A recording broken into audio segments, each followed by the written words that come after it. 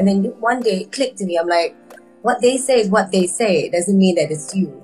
You kind of learn from that point where you just go, and you have that self-acceptance. You go, yeah, people will always have a problem with you. But as long as you're happy within, that's it. You're saying, I'm married, I have 3 children, because I'm one of those people who just jump in, and then I think later, and I'm going, what the hell did I get myself into? But it's like, by then, it's too late, I just gotta go. I just did whatever I wanted to do. I mean, with boundaries, of course. And yes, I was a rebel growing up. I was pretty naughty. But naughty doesn't mean you're a bad person. You're just, hey, let's have fun. You know, you don't think about the consequences. That's it. But I know I've always had a good heart.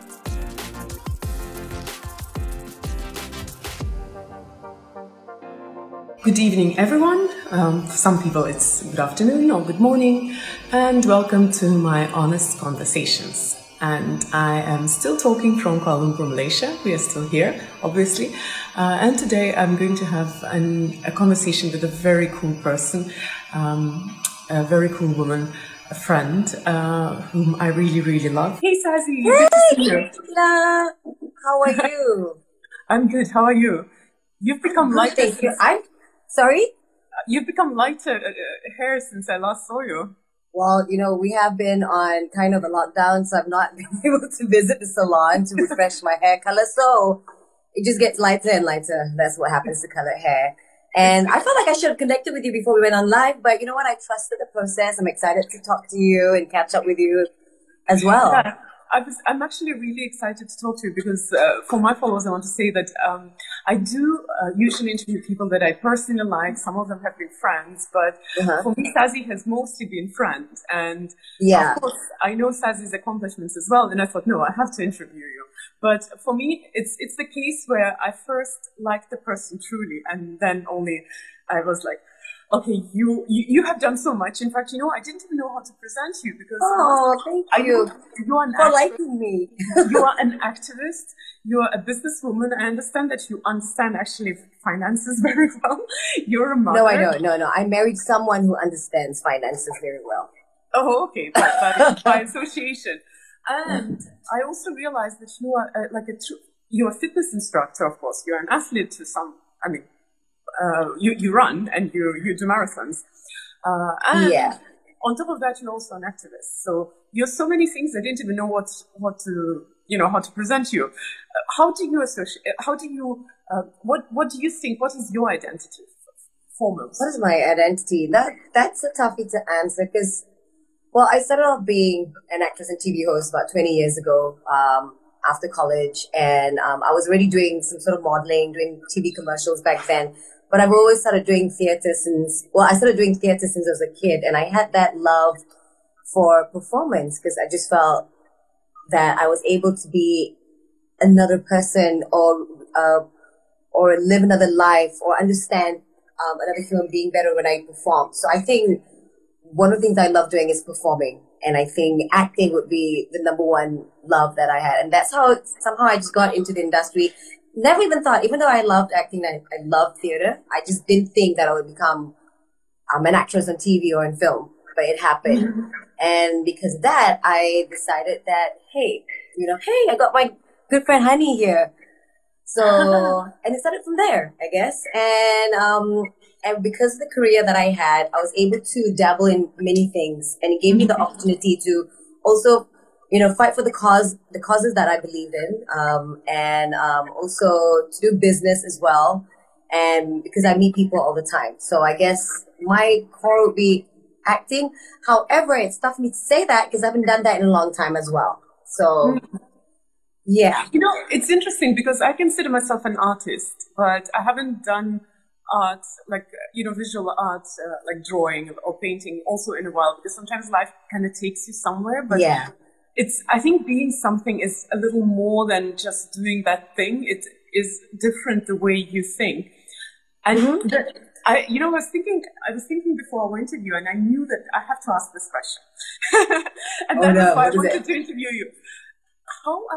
Because for people who don't maybe know Sazzy, because a lot of my audience are outside Malaysia, Sazzy is probably one of the wisest people I have met, naturally wisest people. No, I've been really. in personal growth and transformation for 17 years. I know the best authors, like best-selling authors, the best speakers in this field. But sometimes when Sazzy talks randomly about her life, she will say things and I'm like, you know, that author says like this and that author says like this. You're just naturally wise. Where does this come from?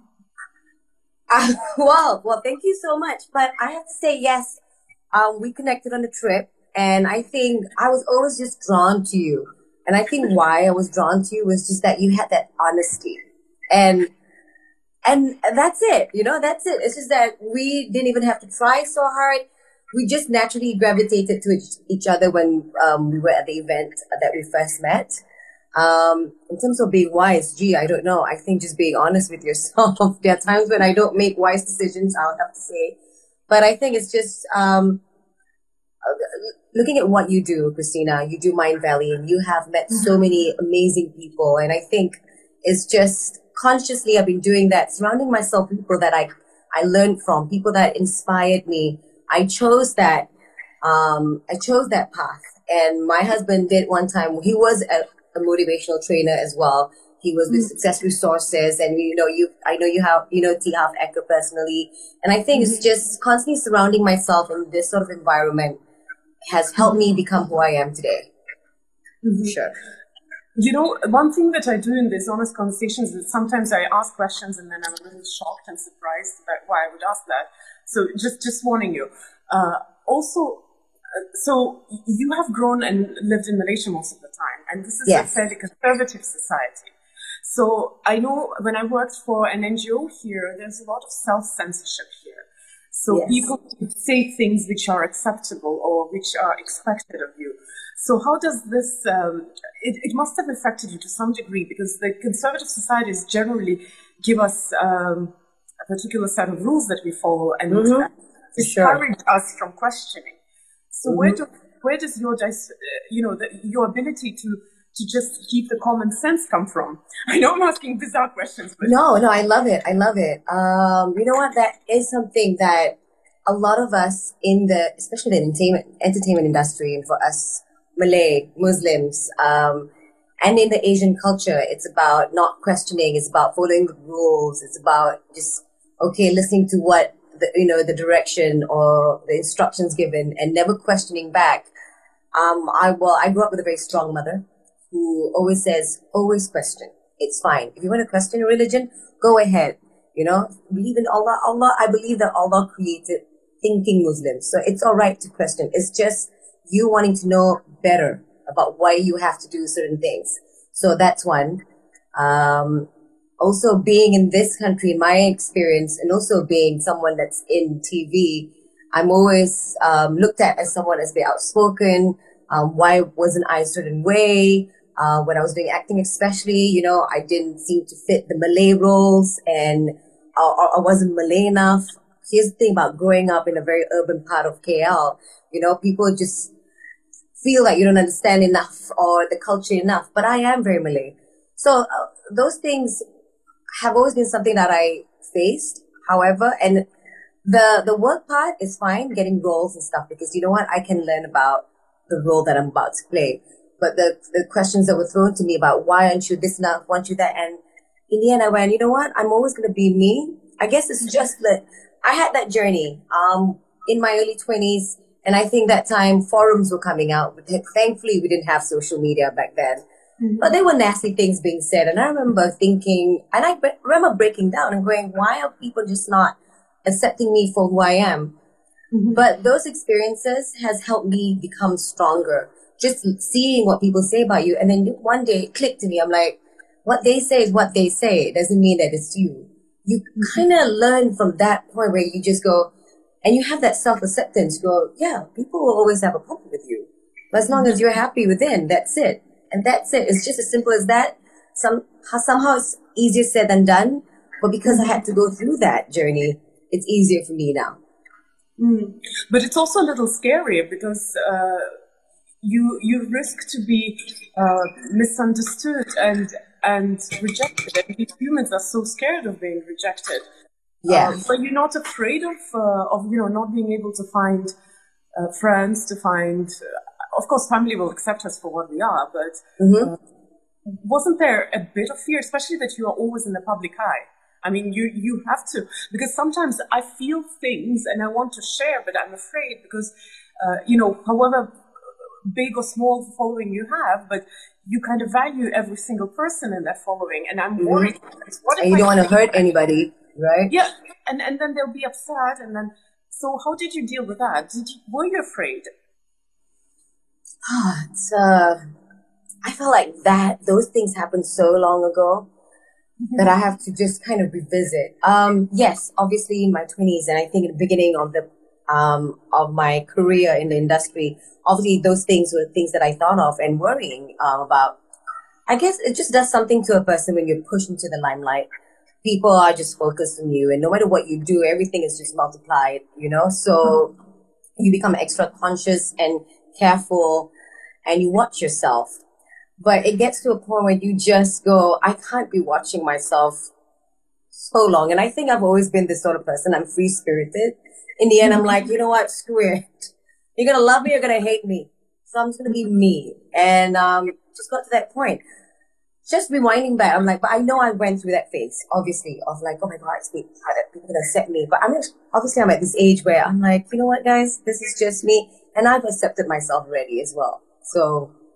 And what I've also realized throughout the journey is when I started learning to love myself more and accepting myself more, that's when people started to accept me more. I guess when you are honest with yourself, people just love that and they can tune into you. They can feel that energy from you.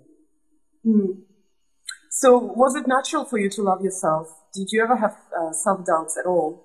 Like who am I to do that? For sure, I had self-doubts, but I've always loved myself. And I think I was very lucky to be brought up in an environment where I had parents were very, very educated, and my mom who was I didn't have an easy childhood, but one thing I had was parents who had good head on their shoulders. So if anything were to happen, or when we were going through something really hard, my mom would sit down and go and talk to me. So I was exposed to that, and I was very lucky. So self-love, there are times when I've hated myself, but I don't think I've ever stopped loving myself, because if not, I would have stopped working on myself.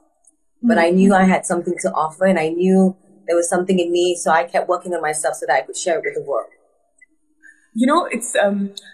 It's interesting because we have a perception that people who love themselves, especially that you have, you have your TV host and actress career behind you, or maybe still in the middle there. But we have this perception that self-love is bordering on selfishness, or, it can be too much. But it doesn't come across like this for you. How do you find the balance and the healthy level of self-love? This one, I'm speaking from a mother's point of view. People say you got to love yourself before you could love your child properly. And that is very true.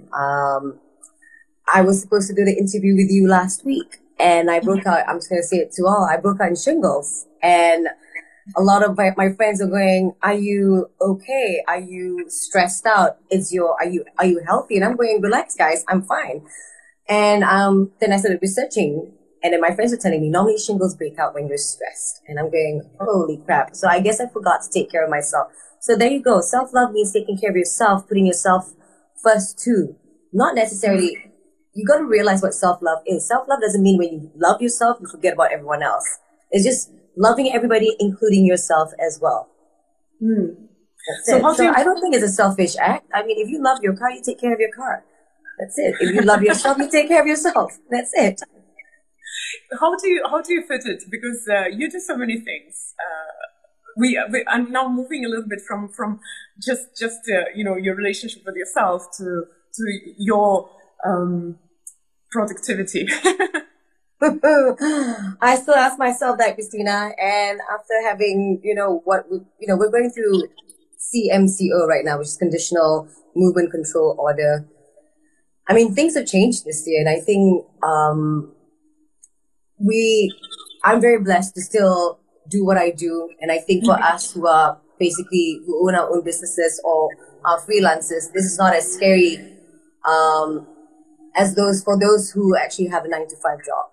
So how do I fit it all is a question that I keep asking myself every day. So I have no proper answer for that, but I think it's just be in the act of doing, but at the same time, make sure you have enough sleep in between, which I'm not really having now because I've got a new baby. Yes. Yeah. Yeah. I do not know how to ask this question. So you have 3 children. Yes. 2 of them are twins, and they're yes, 2 of them are twins. Yeah, I don't remember the age, but they're probably somewhere like 7, 8, right? They're 9, so they can 9. wash the dishes, they can help clean the floor, mop the floor, clean the house, all that. And just a couple of months ago, I adopted a baby boy, beautiful baby boy. Love him to bits. The family loves him, and he's been like a joy in the family. I mean, besides the fact that I don't get enough sleep, he has brought so much happiness into the family, and it's probably one of the craziest things I've ever done. So. Yes, so that's what I wanted to ask, because I wasn't sure how okay you were to talk about that, because for a long time, now of course I'm divorced, it's not a question anymore, but for a long time I really wanted to adopt a child in addition to my 2 children. And I can't explain why, but for me it has always been a mystery. Can we be fair to all our children? You know, when I was getting a second child, I was wondering, can I fairly love both children? And they have like a fairly big age gap. So how do you experience this thing? This is something I wanted to experience, I've never experienced, so I want to ask you. Right, sure. I mean, I'll share whatever I can. I've always had the idea of adopting, and I grew up in a family that's very big on adoption. You know, I've got a lot of cousins and aunties and uncles who are adopted, and I think it's something that we've accepted really well. I think it's just back then, you know, when someone's struggling, we adopt. And it's always been no problem. Like, they're part of our family. So I had that idea when I first married Nash about 14 years ago. And I did say it to him. I said, you know, I like to adopt children as well. And he was going, what, really? Could we have our own children first? And when, yeah, I mean, sure. Okay. Let's just have our own kid first, you know? And then we got twins. And obviously the thought of having another baby or another child did not cross my mind for quite a long time. Out taking care of twin babies and toddlers, you're just like, wait a minute. People going, when's the next one coming? I'm going, don't even ask. But last year, the girls, my twin daughters have been asking, like, they're very close to this girl, a friend of theirs, who has a younger baby brother, and they just love that baby to bits. So the whole of last year, they were just asking me, going, you know, can we get a baby brother? And I'm like, what if it's a sister and this and that? And they, you know, I've done the birds and the bees talk with them. So they're like, can you and daddy do it tonight so we may have a baby brother? I'm serious. I'm going, oh my gosh, they're telling us to go to bed, baby. And I'm saying, look, it doesn't just happen like that. But I say, look, what you can do is just pray to God, you know, that you really want this. And if your intention is pure, it can happen. Still, it did not cross my mind that I will adopt. Somehow, it just happened earlier this year. What I've always done is I work with a lot of NGOs, and I do cause. I mean, like you're saying, I'm an activist. One of the biggest things I do is help single mothers living in poverty or underprivileged single mothers, and also I help out in the little. How do you say, the little village kampong? I know you know what kampong is, but the village areas where people don't have the means, especially if they're young, unwed mothers that, you know, go through these things. I help kind of channel, because we're not so, we still have a lot of SOPs to be done when it comes to NGOs here, but there are a lot of my friends who are activists who are actually fighting for this, which is great. So I'm in that circle already. So suddenly when this baby popped up earlier this year, I don't know why. My reaction was just, I can't explain it. I just started asking questions like, you know, when was he born? And something just clicked.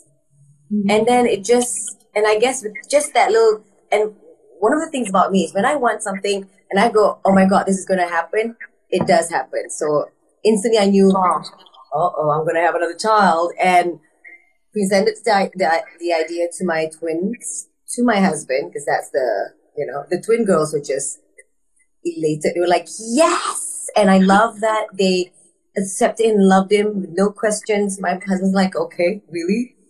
And it just started from there. So, but I have had a lot of these questions coming my way ever since I adopted Idris. That's his name. A lot of young couples have reached out asking about adoption and stuff. So I never realized that this little journey of mine could inspire so many people. And I'm glad I did, you know, I'm glad I'm sharing it with the world so that for those, there are a lot of couples and there are a lot of young couples out there who are looking to adopt and find that they can't seem to kind of cross over the fence. And with me doing so, it has helped inspire them to want to take the next step, which I'm very glad. It's actually, you know, it's sometimes you can have an agreement with your husband or your wife, but even the wider family has usually a lot of questions like, why you can have your own children, why do you adopt? So I think the beautiful thing is that you have both. A lot of the times the society thinks that adoption is for those who can't have a child. But if more families were allowed to take a child, maybe we wouldn't have the orphanages and then the abandoned children. But unfortunately, it's a really hard process in most of the world to get a kid into the family. Yes. For instance, like with Idris, we've got to foster him for 2 years before we can legally adopt him. So, oh wow. I think that's the process as well in the US, if I'm not mistaken. You got to foster the child. And this is a process that they need to go through because it's just to make sure there are no like child slavery and all those stuff. It's just, I think most government will have this. And it's just a process that we have to go through. No complaints. Yeah. Your face looking like, we've got a lot of people in. Hey guys, thanks for watching. So, but with my family, my mom, because I said, my mom's like, hey, you're looking to, because she's in a group as well, in that WhatsApp group. And she noticed that I was asking questions differently with this little baby. And she's saying, hey, sweetie, you know, why are you asking it this way? And I'm going, well, you know, I've always wanted to adopt. And this is what happened in that conversation. In that group, I said, I've always wanted to adopt. I feel there are just so many children out there who deserve parents, a life, a family, and parents. And then my mom replied to that, and grandparents.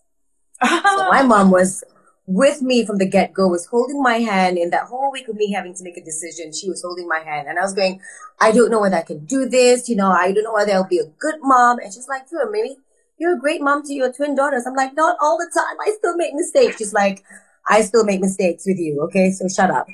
But she said something to me. She said, with you if you're worried about being a good mom, it really shows that you're a great mom, which just had me bawling. So I'm very blessed because I have the support of my mother. And I think that actually gave me that fuel to go ahead and have little Idris in our lives. That's so awesome. You know, I still want to ask this question because I know when you go to adopt a child, you make a decision. People ask, not the people, even the responsible people. They would ask, so what is your motivation? Why do you want to do that? Which is an interesting question because I don't know if there is a right or wrong answer to that. Right? How do you say why do you want to do that? It's like, I want another child. Like, how would I say it? You know, what would be the right answer?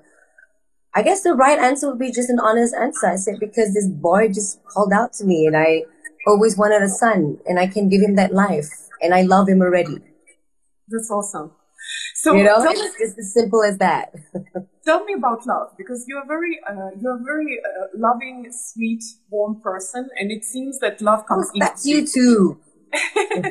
How did you learn to love? Have you ever had a heartbreak? I think if you've gone through heartbreaks, it's when you actually really learn about love.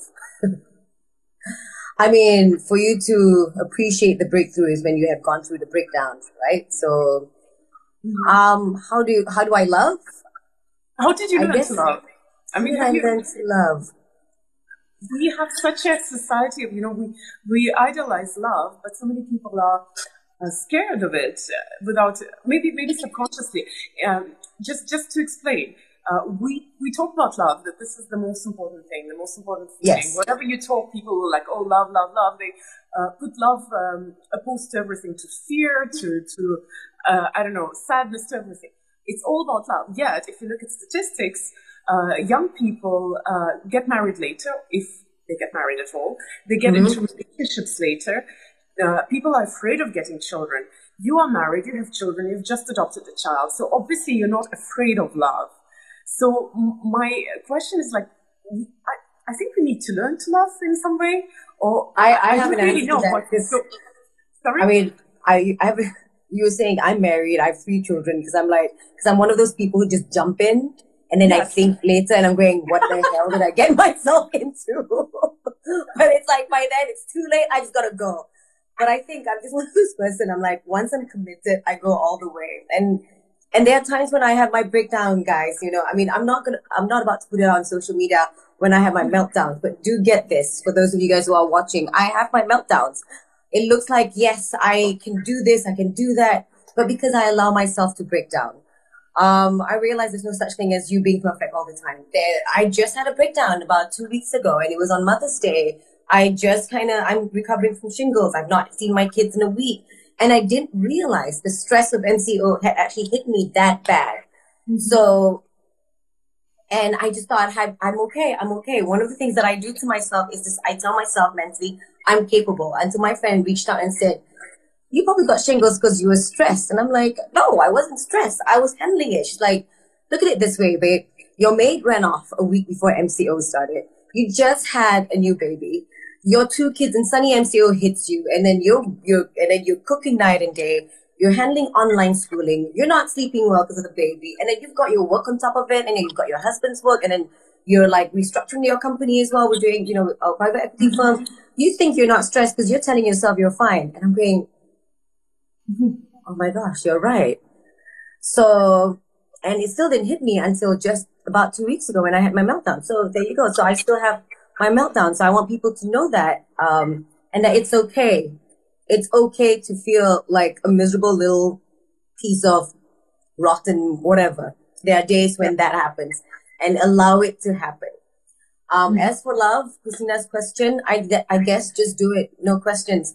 Unconditional love. I have a lot of experience that I haven't spoken to Kristina about actually.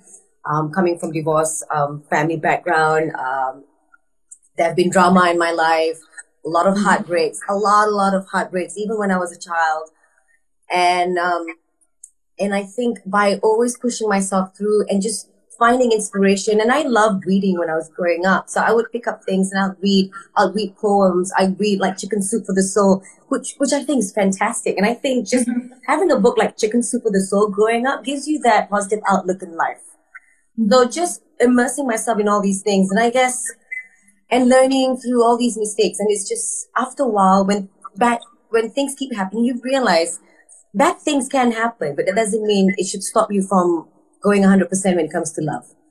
Initially, I didn't believe in marriage because my parents broke up when I was really young, and I was going, why marry? And this was like in my late teens to early 20s. I'm going, why do I need to marry? I'm going to end up in a divorce anyway. Mm-hmm. And then my mom spoke to me. She's like, so you're going to say no to something because of the possibility of it being bad before you can find out whether it's good or not. Mm-hmm. And I was going, oh, you're right. Why do I say no before I let myself? I think why am I stopping myself from experiencing something wonderful just because I believe that it could end up bad? And if it does, you pick yourself up again. Mm-hmm. And, so I think that's what my mom taught me, because I was just going, nope, why should I marry? Mm-hmm. You know, but she says, hey, you know, it could turn out fantastic, but if you say no now, you won't experience it because you believe it to happen. So I was going, damn, you're right again. You know, your mom seems to be like this wise woman who gives you the right advice all the time. You know, another 95% of the time. I hope she's not watching. You know, it's actually interesting because it's true. Because our biggest traumas also come from our most loving parents, and biggest ridiculous things we believe in. Yeah. But you know what I was thinking as you were telling the story that you're like, why should I marry? Why should I marry? You're a rebel, aren't you? Aren't you a rebel? Yeah, I was.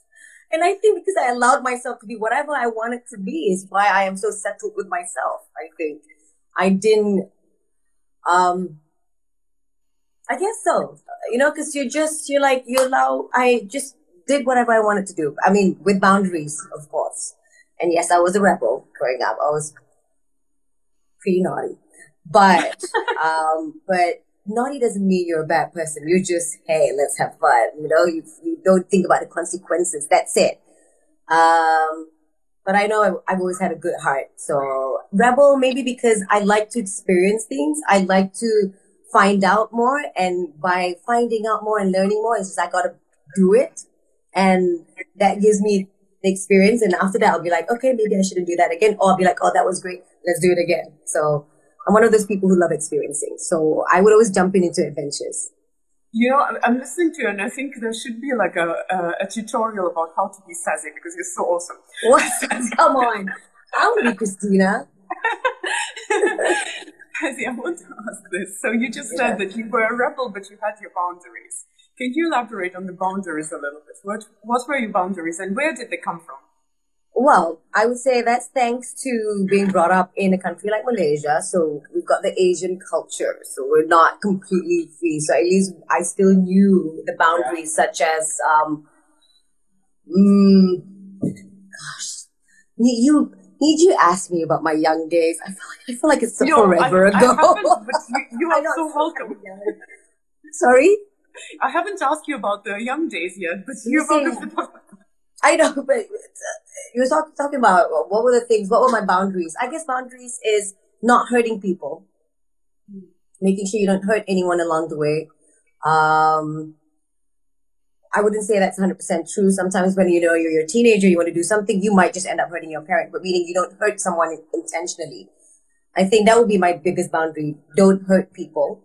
And always remember the people that you love. I want to ask you this. So I'm becoming a little more professional now. So what is the most important thing you do professionally right now? What's the most important thing that I do professionally right now? Right now. Yeah. What's your thing? I don't like this question, but what are you passionate about right now? You had to do this to me, Kristina. Okay, well, what's the most important thing right now for me is being the founder of Possession Capital Berhad, our company's private equity firm, where we help SMEs, small, medium enterprises, or companies that want to restructure their company towards another level. Either they want to sell their company in the future or go IPO. And I am one of the founders, but I'm not 100% actively involved as my partners are, but I do come in and help. And I think that's one of the goals that's my husband's goal. As for me, I think what I'm really passionate about is increasing. I just started joining back the industry properly again, increasing my power in the industry to use it for a better cause. And for instance, just recently I did a drama, and which I almost didn't want to do because it touched the subject of pedophilia, and it was scary. In that drama, in that movie, I played a mother who had to go through a very harrowing experience of having a child gone through molestation, which as an actor, you never want. And if you're a mother in real life, you never want to take on a role like that because you kind of have to get into the dark place to do that. But I took it, and because I realized that would ignite something within the community, within the nation that has a message. And I thought, hey, I want to continue doing my craft, but with something that, with all these things that I believe in, all these causes and all these beliefs that I have, or causes that I'm fighting for, I might as well increase my power in the industry and also use my voice for something. So, I would say performing is still something that I would say that's me. You do a lot of things, but you also touched upon your acting. And I have this question, because you're very honest and in integrity with what you believe. Have you had situations where you would have to say or act or do something which you maybe don't agree with morally? And what do you do then? In Malaysia? Morally, no. I think being in a very cute little country like ours, we've never had to do anything extra. Everything is controlled. You know, there are no sex scenes or no kissing scenes, in fact, in any of the Malaysian dramas, especially the Malay dramas. I can speak Russian too. Woo! That's my doctor friend right there. But one of the things that I was getting kind of a little fed up with, and I said no to a couple of them, was I was getting roles where it was a standard role. I was this rich young girl who is not very nice. And I'm going, guys, why are you giving roles like this to young ladies? What happened to all the strong, powerful women roles, you know? And then what about boss lady? But I'm glad to see that it is happening right now. Thanks to people like Drew Barrymore and Reese Witherspoon who created in Hollywood leading roles, because that was what was lacking in the Malay industry as well. It was constantly the role of like either a very rich woman or this. So those were just the things I fought off. But there were no roles presented to me that was, wrong morally or anything like that. I know that you also you also work with refugees here, or at least you support their cause. I do not know if you work directly, but you support their cause. And then you were talking about the girls, or the situations where the children, the children are born to, let's say, young girls out of the wedlock. So these are obviously the marginal cases here in a very traditional system. They're not probably supporting a girl who got pregnant without being married must be a thing that a lot of people will say, why would you waste your time on that? She's to blame herself. Would you say it's hard here to be activist, or is it okay? Or is it even more rewarding than being an activist in the West, where the world is, or life is relatively peaceful? What would you say? Well, I don't know whether it's easier here than as compared to the West, because I've never done anything over there. I mean, I've only visited those places, and I know I don't have any experience over there. But being an activist is not easy, and I wouldn't exactly call myself an activist. I do fight for the causes that I believe in, but I do have friends who are real activists, like Daphne Ike, who works, who fights for stateless children, Teeny, who also does the same thing, and Sai Azmi. A lot of them are real activists. And why I say activists is because they actually go out their way to out of the country to go learn a new course like child's right course and stuff like that. What I'm essentially doing is using the power that I have, meaning the followers and the following that I already have created because of my performance, and using it as a platform to also voice out my concerns over certain causes, certain issues. So I wouldn't call myself exactly. Yeah. But this is the activism, because, there are people who work in the NGO sector who would actually, I don't know, they spend time, they maybe that's their livelihood. But for people with a name, with a following, expressing your opinion is the highest form of activism, because you put your name in the line. Like, for example, I speak in Russian language market a lot, and I'm very liberal, so I would support the rights of, for example, gay community, and I get so trashed in Russia for that. I would for women rights, and I would get so trashed for being feminist.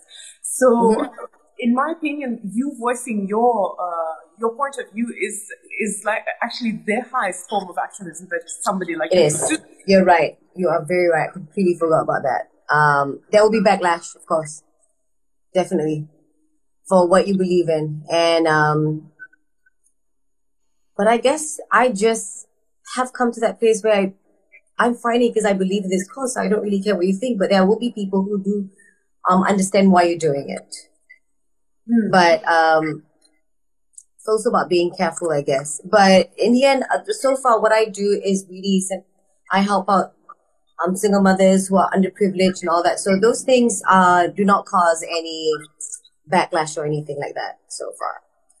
But when it comes to refugees, and I think that's what you were asking, it's a bit unclear because the internet was a bit wonky, and I didn't want to stop you from asking a question, so I was like trying to make sense of what you were asking me. So when it comes to the refugees, that one UN had reached out to me through my management to help promote that. So, but so far so good, and I think because I've never done anything that's completely crazy when it comes to voicing out or a cause that is not a norm or completely out of moral here in Malaysia. So far the causes that I've been with are pretty safe. Not that I did it because they're safe. It just naturally became that way. That was my question. I was just asking because I know that I have had cases where I would not maybe express myself truly openly because of the fear.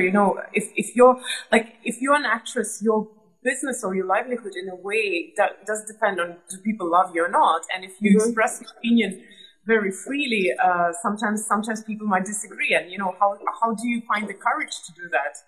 Yes.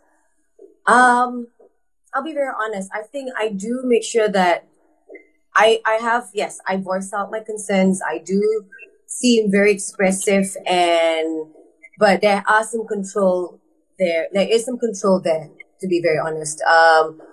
I choose my words carefully not because I'm afraid of the backlash, it's because if I have an intention for people to understand what I'm doing, I don't want to create the negativity, because that's going to take it away from what I want people to discuss about.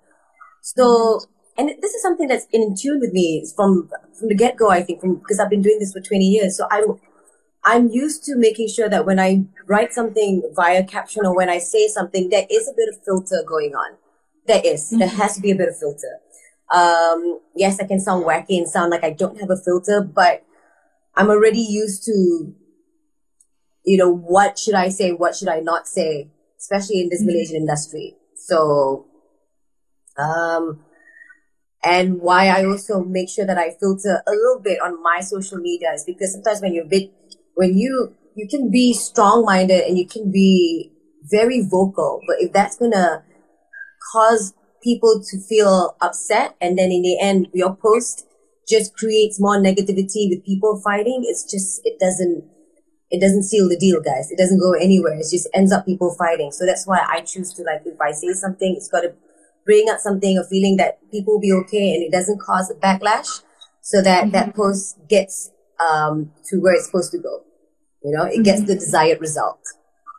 I really like the wisdom in your answer, because sometimes we become so passionate about the cause that we do not realize that people don't hear us anymore. All they see is the image of that cause. And so I love what you just said. And I hope that those guys who maybe don't know you, that they are just in love with you as you're just such an amazing person. Oh, come on. I love it. I mean, I can't wait for this whole thing to be over so we can meet up again and chill out. Yeah, I hope it's going to happen soon. So what was the new thing that you picked up during the quarantine time? Cooking would be one of them. Sorry? Cooking. Oh, me too. Right? I mean, I'm embarrassed to say, no longer am I embarrassed to say, but it's not like I never cooked in my life. I did, but I never thought I would go beyond cooking one dish.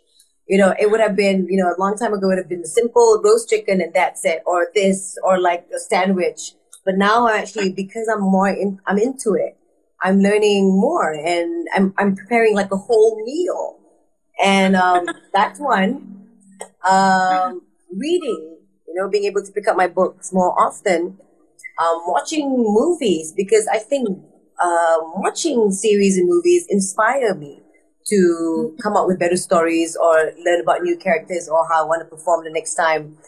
Sazzy, you're lucky. You can watch movies and call it research. And call it research. Work, That's my research, watching Netflix. You know what I mean? Writing. One of the things that I didn't get to do was I wanted to enroll myself into a creative writing course, online creative writing course. And I actually put in my email. I can be a big procrastinator when when it happens. And I put in my email, and I just never took action after that. So I should hit myself in the bum after this, but that's something I should have done. But I guess it's just, okay, when it came to MCO, I had brands working with me like Maxis and AIA Insurance. One of the things that I missed a lot was hosting my own TV show, which is something that I always did when I first started. So with the MCO happening, they asked me to do live, like what you're doing right now. And there were times when I had to do it daily. So it was like a proper TV show, and I was doing out the outline and deliverables. I'm going, oh my God, I miss this so much. So that also, just being creative with just how to handle a program, even if it's just live on Instagram. So back to that. That's cool. Okay. Yeah. Yeah, I actually, I actually also prided myself on never cooking, and now I'm a chef of the Yeah. house, so a lot in common. Sazzy, I'm going to ask the people who are watching this and now going to continue watching it because it's going to be on my page, this interview, because it's an amazing interview. I really enjoyed our conversation. I'm going to ask them if you have inspired by Sazzy, you can certainly follow her somewhere. There is her account. And I want to ask you the traditional thing. Can you please send a heart to Sazzy right now in the Me? comments? I'll send it to you. Yeah. Yes. Just and to all my followers, please follow Kristina because she's a friend of mine.